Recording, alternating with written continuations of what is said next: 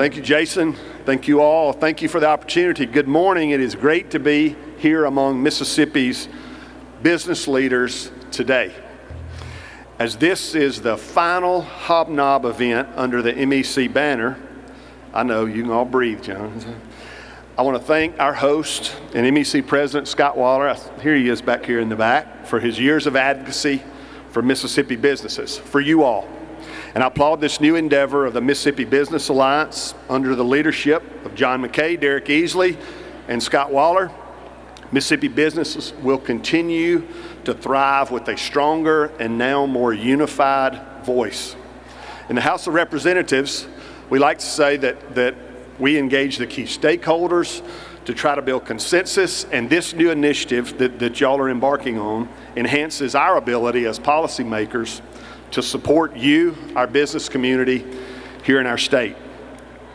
But just as critical as it is for legislators to support the business community, I would like to say it is equally important to receive the business community's support on major legislative priorities.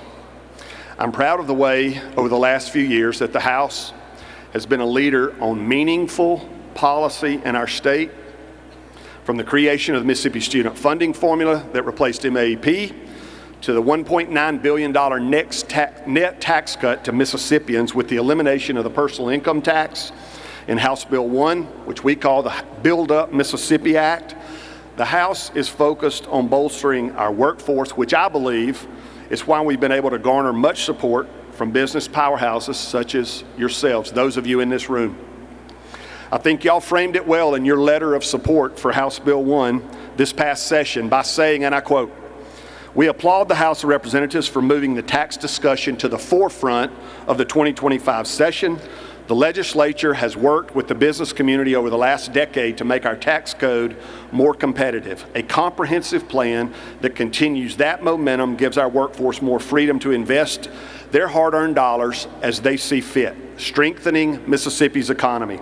Mississippi's success hinges on addressing both infrastructure needs and advancing tax policies that ease the financial burden of our citizens." It's support like that, the support that we received in letters like that from y'all, was integral and important, and it did move the needle in getting the largest tax cut in Mississippi history across the finish line as we join 8 or 9 other states in our country that now have no personal income tax. Some have been critical of the way that the House does things, insinuating maybe sometimes that we rush things through the legislative process.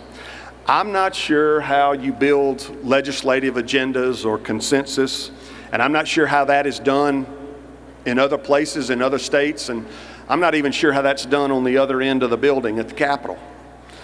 But in the House, we have learned to spend the majority of our time out of session meticulously studying the issues that we have identified, that maybe you have identified as priorities. We organize our select committees, host hearings, gather stakeholders and interested parties, and listen to those both in favor and, yes, those that are opposed to the direction we want to go. These discussions are a roadmap to starting the next legislative session ready to hit the ground running. Whether the next time the legislature convenes is in a regular session in January or in a special session between now and then, the House will be ready to turn our full attention to what we believe to be the most important next step in the creation or the genesis of the next Mississippi miracle, and the engine that will continue to drive this Mississippi momentum that we all surely and certainly feel today. That next big step is education freedom for our families. That next big step should be to uplift and promote parent power when it comes to our children and the education that parents want for their kids. We are committed in the House to transforming the educational landscape in Mississippi to ensure that every child has access to an education that caters to their unique needs and aspirations. We have an obligation to cultivate a future-ready learning environment that educates our children and bolsters our workforce to meet the needs of both today and tomorrow's economy in Mississippi. Education should be a powerful equalizer. Yet our current system often falls short of delivering quality options for all students. K-12 education in the United States, but especially in the South and with our sister states, is undergoing a significant evolution, with Mississippi now being surrounded by school choice states. And President Trump's sweeping executive order on this topic for states to expand school choice and the tax credit in his One Big Beautiful Bill. While much of the education freedom discussion centers around parents, educators, and yes, our public school systems, a key stakeholder often overlooked in this conversation is the business community. Giving parents the freedom to choose the education that best suits the child's and influences things like workforce mobility, talent retention for you as employers, and our state's ability to continue to attract major economic development projects. Under Mississippi's current restrictive access to education, families are forced to make housing and employment decisions based on access to quality schools. However, the reality for most Mississippi families is they can't just pick up and move or decline a job opportunity in exchange for some preferred school zone.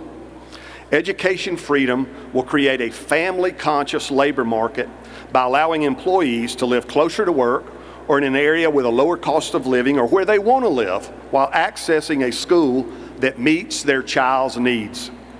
A family-first workforce means talent attraction and retention for folks like you, Mississippi's employers.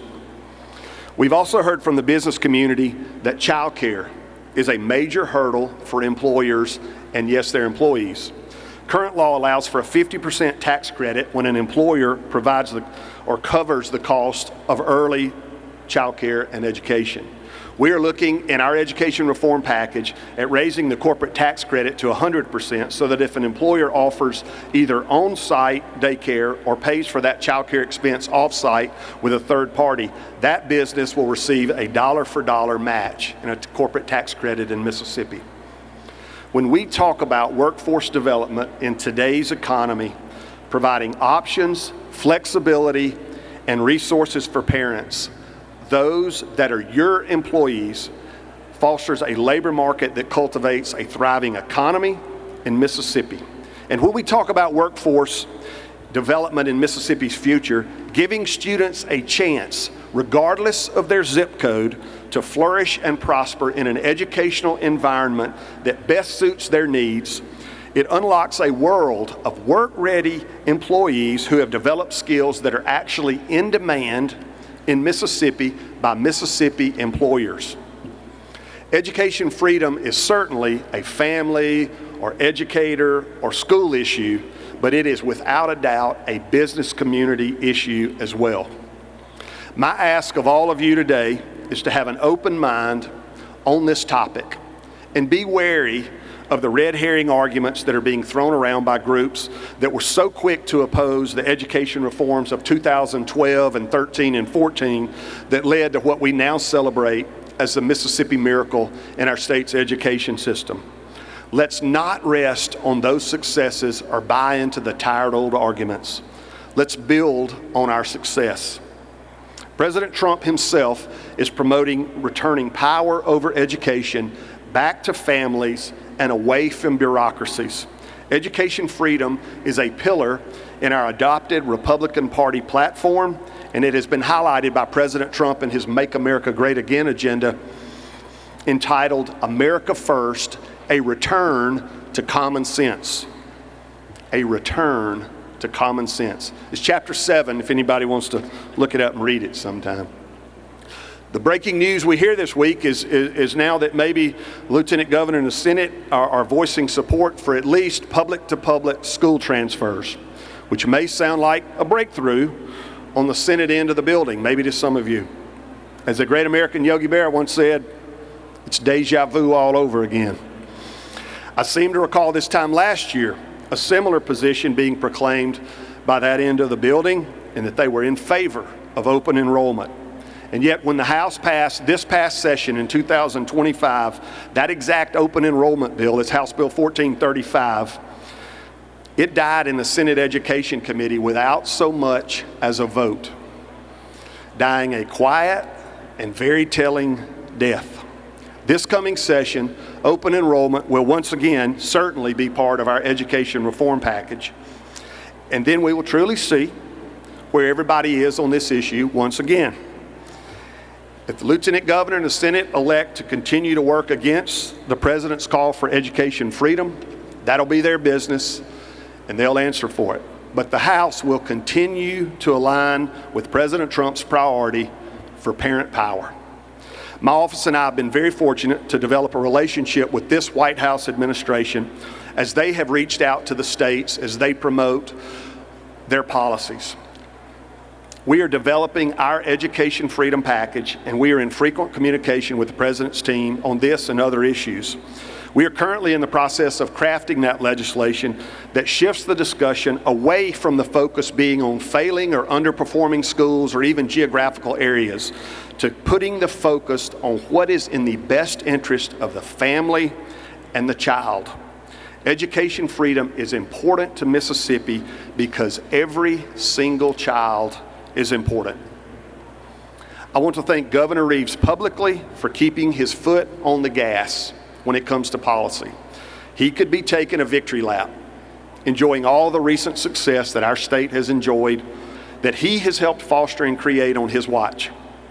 He is due that credit, but he's not resting, and he too believes in education freedom and is supporting our House legislative efforts on this topic. The governor's support, combined with President Trump's support, emboldens my House members' resolve to see that true education freedom gets across the policy finish line this year. Thank you, Governor, for your support. We have rocked the boat from being last in almost every metric when it comes to our education system to now some of the greatest improvements in the nation as they're measured.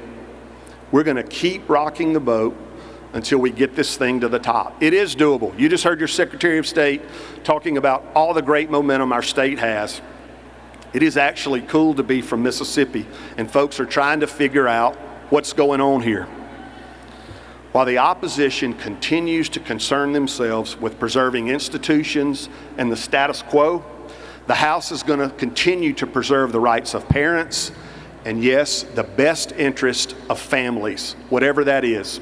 Our education system should work for our parents and children and not the other way around. Over the last 2 years, the House has proven we won't accept the current way of doing things just because that's the way it's always been done.